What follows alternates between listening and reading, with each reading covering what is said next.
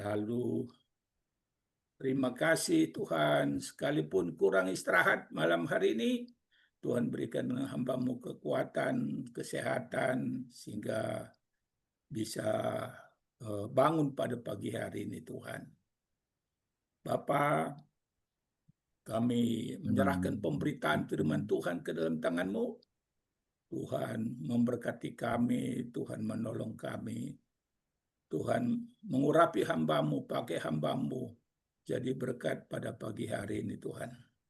Terima kasih. Terpuji termulialah Engkau Tuhan. Inilah doa kami Tuhan, sempurnakan doa kami.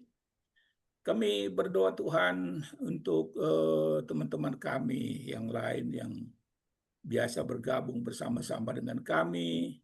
Ingatkan mereka untuk segera bergabung. Berikan kemudahan-kemudahan bagi mereka untuk bisa bergabung Tuhan. Semua perangkat yang kami pakai, Tuhan jaga dan lindungi, supaya semua berfungsi dengan baik. Terima kasih Bapa, terima kasih. Terpuji, termulialah Engkau Tuhan. Haleluya Tuhan, haleluya. Di dalam nama Tuhan Yesus, kami berdoa. Amin.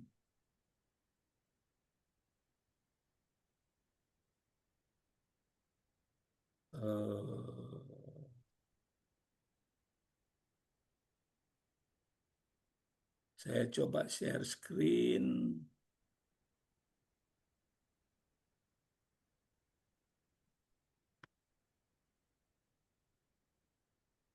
Bisa kelihatan Bapak Ibu? Masih proses, Pak. Nih, Ya, sudah? sudah. Sudah ya. Oke. Iya. Saya baca satu ayat firman Tuhan terlebih dahulu dari Ulangan pasal 29 ayat 29. Mungkin Pak Raples sudah hafal itu ya. Ulangan 29 ayat 29.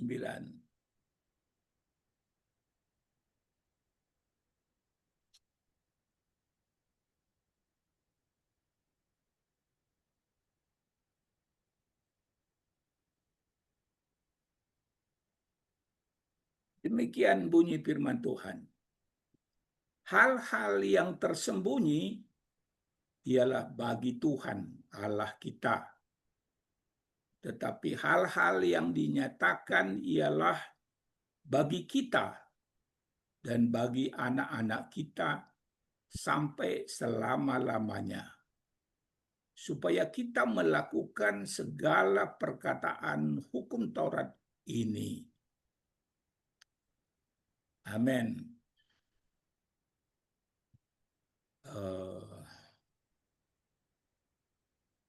Melakukan kehendak Allah dan menyelesaikannya. Ini tema kita selama 1 bulan ini. Perjalanan iman yang bermakna dimulai dengan pemahaman mendalam tentang kehendak Allah dan komitmen untuk menyelesaikan rencananya, rencana Allah dalam hidup kita. Mari kita jelajahi bagaimana kita dapat hidup dengan tujuan yang jelas dan keyakinan yang teguh. Apa itu kehendak Allah? Kalau kita baca tadi Ulangan 29 ayat 29 itu dua dimensi kehendak Allah. Kehendak Allah terbagi menjadi dua aspek penting yang perlu kita pahami. Satu, kehendak yang tersembunyi. Kehendak Allah yang tersembunyi, yang merupakan rahasia Allah. Pak Eko pakai istilah apa waktu itu ya? Saya lupa. Ketetapan. ketetapan Allah yang itu hanya Tuhan yang tahu,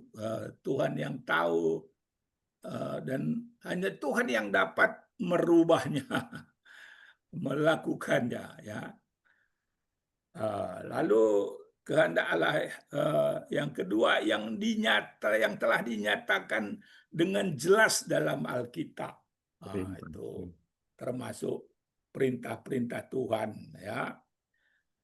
Kehendak yang dinyatakan memberikan kita panduan konkret untuk hidup sehari-hari, mencakup prinsip-prinsip moral dan spiritual yang dapat kita ikuti dengan keyakinan. Ya, jadi apa yang Tuhan nyatakan dalam Alkitab bagi kita, itulah prinsip-prinsip moral dan spiritual yang dapat kita ikuti dengan keyakinan. Lalu kita lihat ada panggilan kasih dan ketaatan.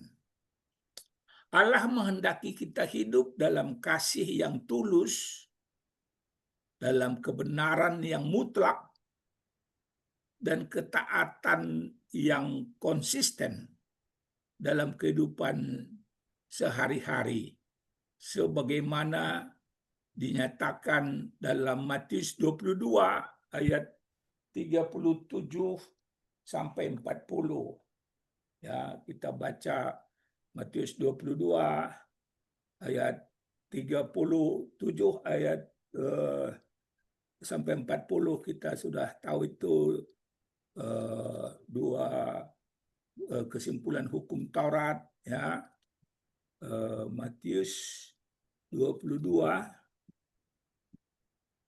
ayat 37 sampai 40. Demikian firman Tuhan. Jawab Yesus kepadanya, kasihilah Tuhan Allahmu dengan segenap hatimu dan dengan segenap jiwamu dan dengan segenap akal budimu. Itulah hukum yang terutama dan yang pertama.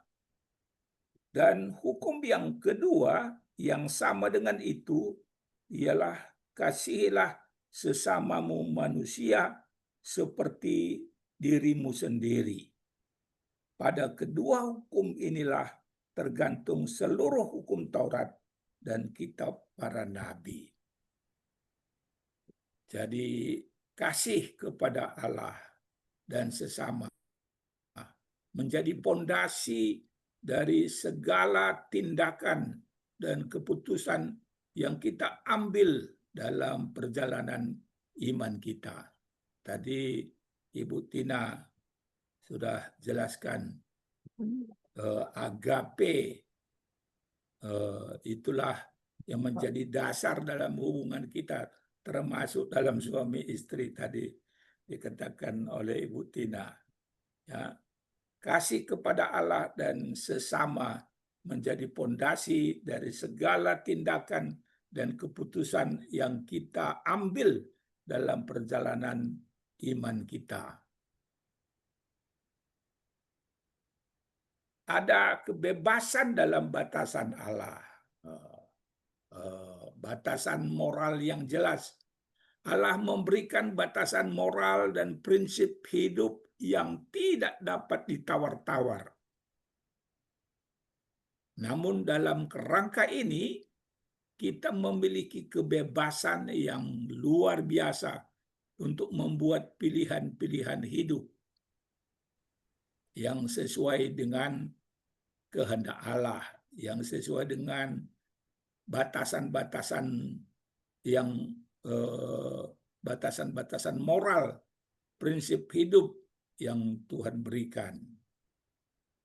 Kebebasan dalam pilihan praktis, umpamanya, ya, contoh sederhana, ketika kita memilih warna mobil, Allah tidak membatasi pilihan kita selama keputusan tersebut tidak bertentangan dengan firman-Nya dan prinsip-prinsip kebenaran. Ya.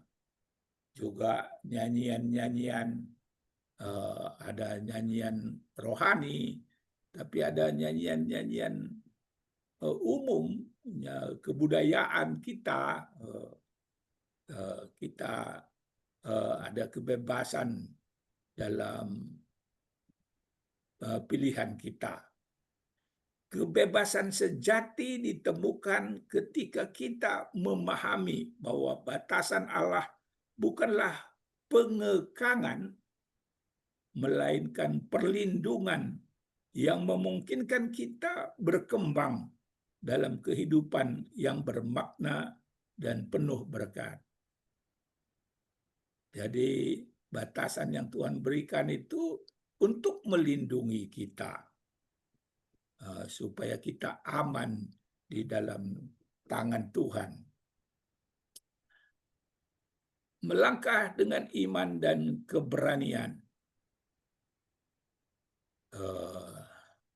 Dikatakan di sini, jangan menunggu suara keras.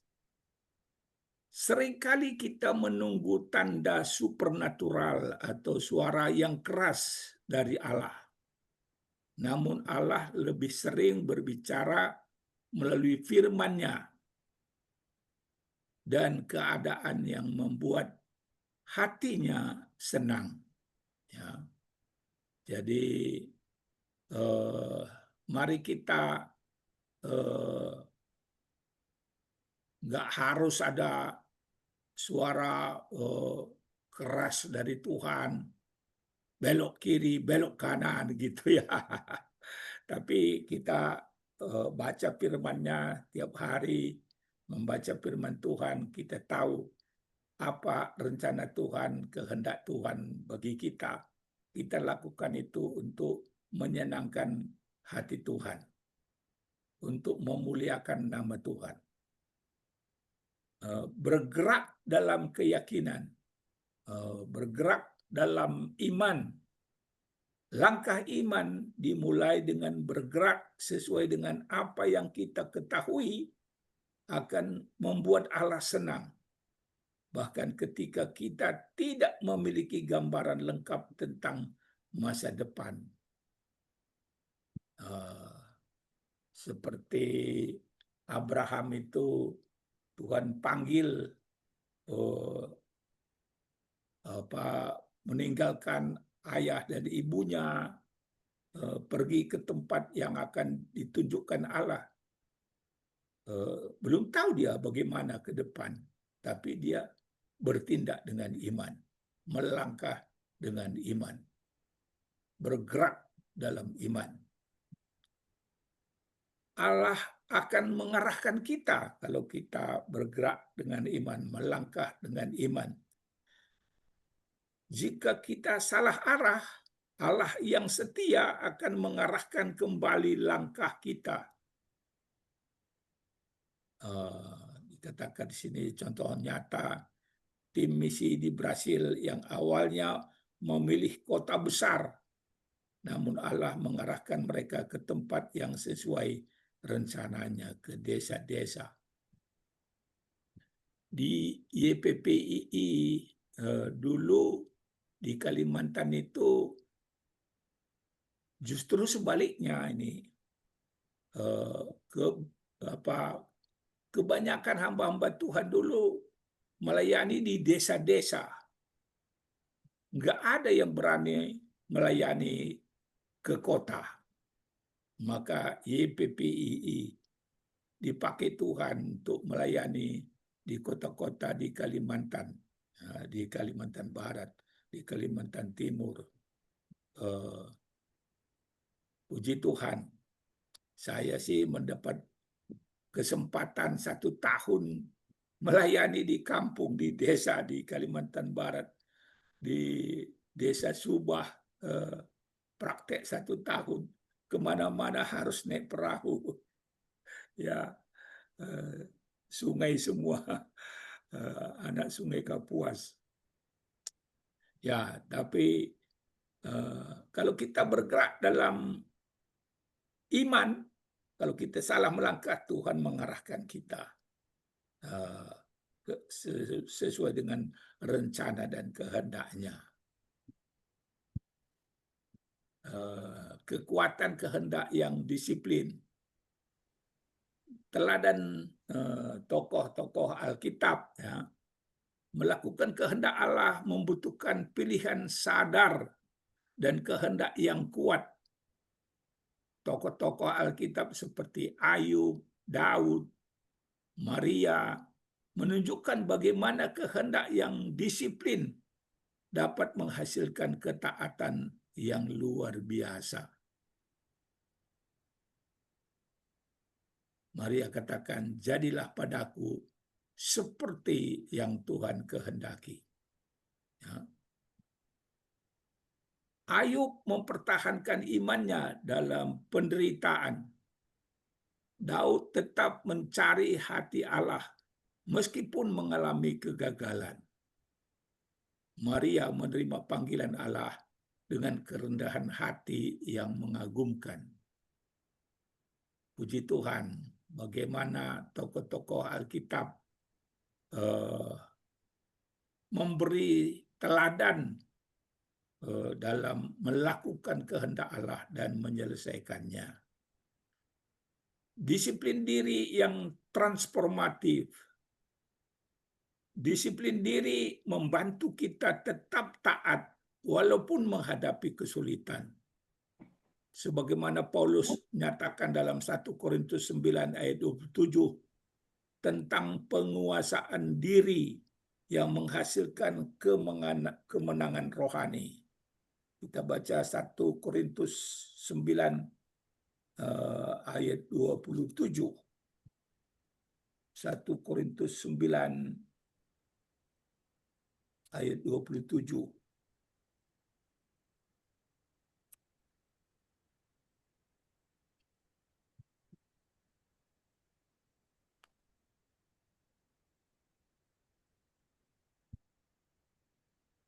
Paulus mengatakan demikian, tetapi aku melatih tubuhku dan menguasainya seluruhnya, supaya sesudah memberitakan Injil kepada orang lain, jangan aku sendiri ditolak. Ya. Jadi Paulus mendisiplinkan dirinya sedemikian rupa supaya jangan sampai setelah memberitakan Injil dia sendiri ditolak. Ya, seperti firman Tuhan yang dibawakan Pak Raples, ya, bukan semua orang yang berseru Tuhan Tuhan akan diselamatkan, tapi mereka yang melakukan kehendak Allah. Janji Allah untuk menyelesaikan rencananya. Kesetiaan Allah yang tidak berubah. Allah tidak pernah meninggalkan rencananya dalam keadaan setengah jadi. Yosua 21 ayat 45, saya bacakan Yosua 21 ayat 45.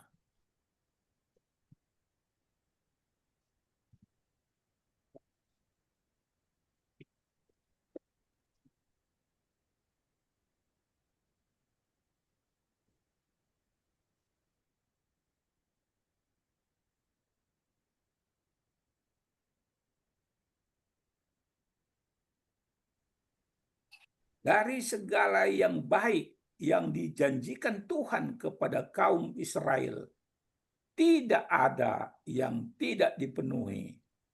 Semuanya terpenuhi. Luar biasa, ya. Yosua 21 ayat 45 menegaskan bahwa tidak ada satu pun janji Allah yang tidak tergenapi.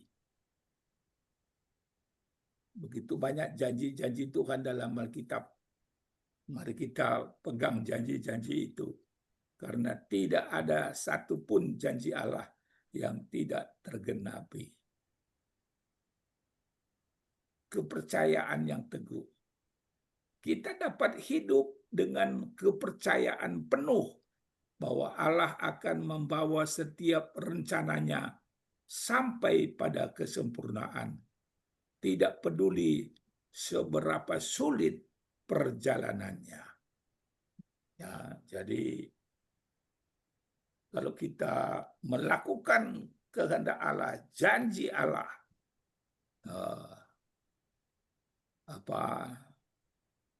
kita dapat hidup dengan kepercayaan penuh bahwa Allah akan membawa setiap rencananya sampai kepada kesempurnaan. Tidak peduli seberapa sulit perjalanannya. Ya, Allah yang memulai, Dia akan menyelesaikannya sampai akhir, ya. Penyempurnaan pekerjaannya. Itu Filipi 1 ayat 6 yang saya sudah kutip tadi. Filipi 1 ayat 6 memberikan jaminan bahwa Allah akan menyempurnakan pekerjaan yang telah Ia mulai dalam hidup kita. Ini bukan hanya janji, tetapi kepastian dari karakter Allah yang setia. Dalam 1 Timotius itu dikatakan, kalau kita setia, Allah itu tetap setia. Kalau kita tidak setia, Allah itu tetap setia. Karena Dia tidak dapat menyangkal dirinya. Ya. Menemukan dan memenuhi tujuan Allah dalam hidup kita. Ya, tujuan Allah yang paling mulia ialah menjadi serupa dengan Kristus. Tujuan utama hidup setiap orang percaya adalah menjadi serupa dengan Kristus dalam karakter, dalam sikap, dalam tindakan sehari-hari. Roma 8 ayat 29. Saya bacakannya. Roma 8 ayat 29.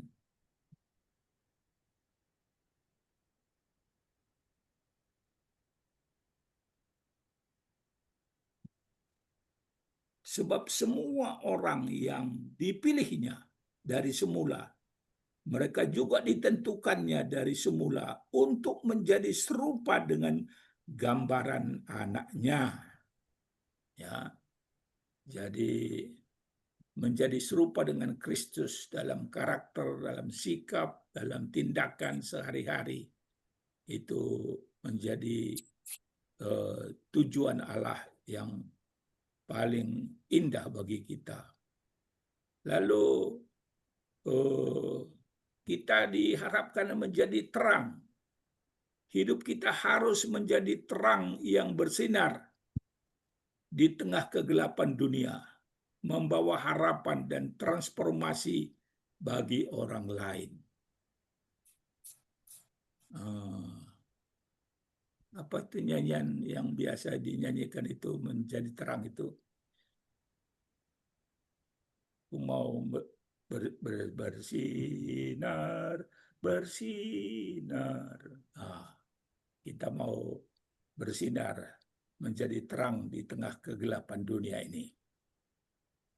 Berikutnya, kehendak Tuhan supaya kita memuliakan Allah.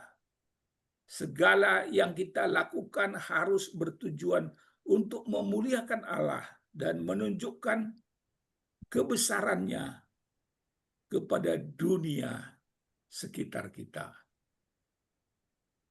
Ya, kita mau memuliakan Tuhan.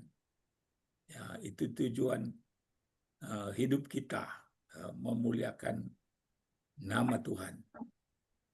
Lalu seperti tadi dalam Matius 22 ayat 37 sampai 40 tadi, mengasihi dan melayani. Meski setiap orang memiliki panggilan unik, semua dipanggil untuk mengasihi Allah dan sesama, serta melayani dengan hati yang tulus. Ya, melayani dengan hati yang tulus. Ya, Tadi saya nyanyikan, mengasihi lebih sungguh, melayani dengan lebih sungguh, mengampuni lebih sungguh. Amin, Bapak Ibu. Amin. Amin. Amin. Amin. Amin. Ada Pak Ramli di sini ya. Amin. Ya Bapak. Amin. Langkah praktis melakukan kehendak Allah. Ya, pertama untuk memahami kehendak Allah itu kita pelajari firman Tuhan secara rutin. Luangkan waktu setiap hari untuk membaca, merenungkan, dan menerapkan firman Allah dalam kehidupan sehari-hari. Bergabunglah dalam komunitas iman yang saling mendukung pertumbuhan rohani, seperti Kingdom Family Indonesia. Amin. Amin. Amin. Amin. Amin. Amin. Kita bertumbuh bersama-sama di sini ya. Amin. Kita terus belajar. Walaupun sudah PhD, tapi terus mau belajar ya. Ibu Tina itu sudah PhD ya. PhD, tapi mau terus belajar. Amin. Puji Amin. Tuhan. Pak. Lalu langkah berikutnya berdoa dan bertindak sesuai dengan Alkitab. Nah, bangun hubungan doa yang konsisten dengan Allah dan pastikan setiap tindakan kita selaras dengan prinsip-prinsip Alkitab yang telah kita pelajari. Ya, jadi saya makanya senang menjaga menara doa karena ini membangun hubungan doa yang konsisten dengan Allah. Saya selalu didoakan. Setiap orang yang berdoa di Kingdom Family Indonesia dalam apa ini pasti mendoakan saya, ikut mendoakan saya. Saya memuji Tuhan untuk itu ya. Lalu langkah berikutnya, latih kehendak untuk memilih yang benar. Seperti otot yang perlu dilatih, kehendak kita perlu diasah untuk secara konsisten memilih yang benar, meskipun menghadapi tantangan dan kesulitan. Ya, ada Pak Leksi? Apakah ada Pak Leksi? Ada. Ada Pak, Ya. ada Pak, ada. Sebentar lagi. Jadi kita ke Belawan ya Pak. Jadi Pak, Puji Tuhan. Kami dengan Pak Leksi ini melayani bersama-sama. Walaupun sulit tantangan yang dihadapi, tapi kami tetap memilih yang benar, ya, memberitakan firman Tuhan ya, kepada sebanyak mungkin orang.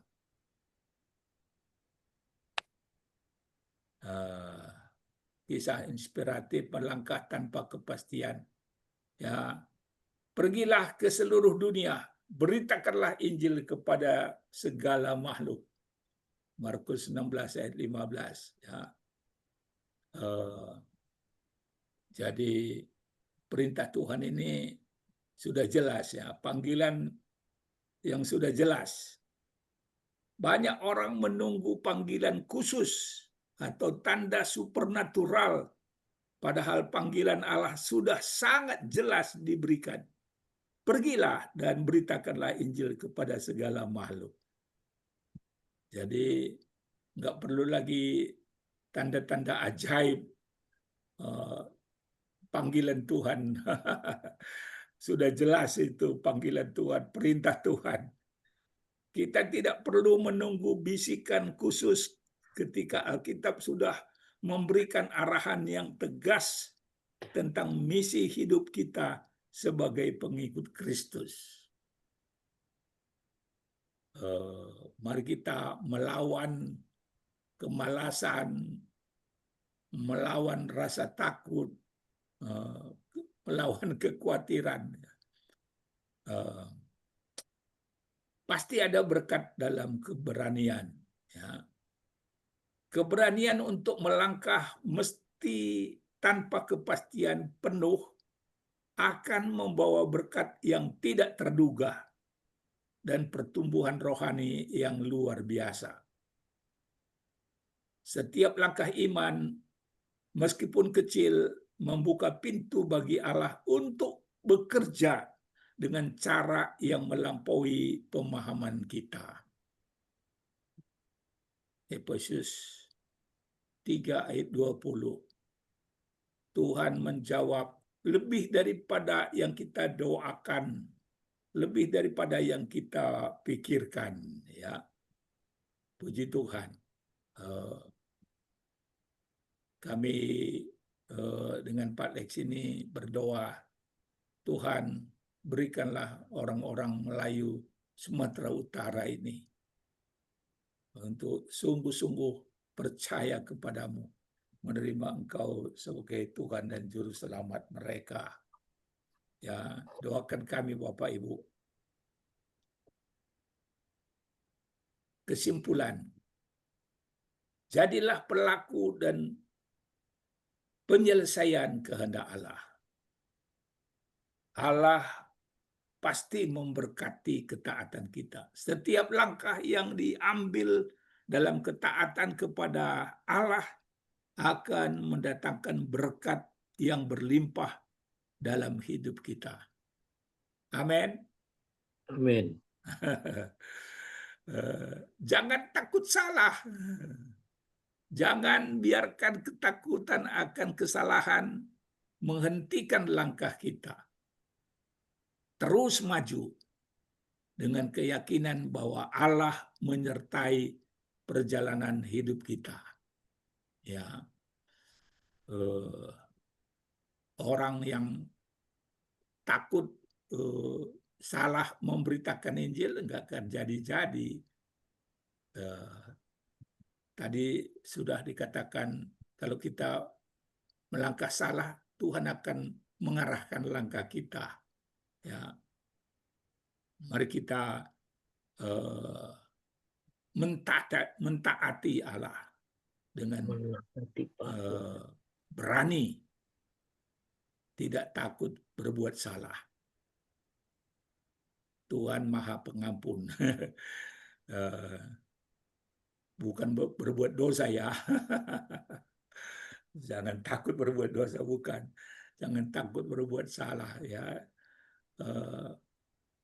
Walaupun ya banyak metode memberitakan Injil, mungkin tidak sempurna kita ketika kita mengaplikasikan sebuah metode, tapi Tuhan akan menolong kita. Kepercayaan pada penyertaan Allah, hidup dengan keyakinan penuh bahwa Allah selalu menyertai setiap langkah yang kita ambil dalam kehendak-Nya.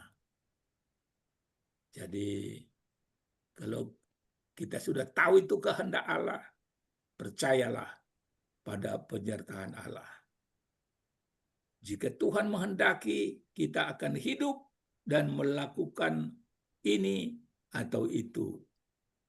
Yakobus pasal 4 ayat 15. Ya. Kita tidak tahu apa yang terjadi nanti, besok, lusa, tahun depan. Tapi mari kita melakukan kehendak Allah. Percaya akan penyertaan Allah dalam hidup kita.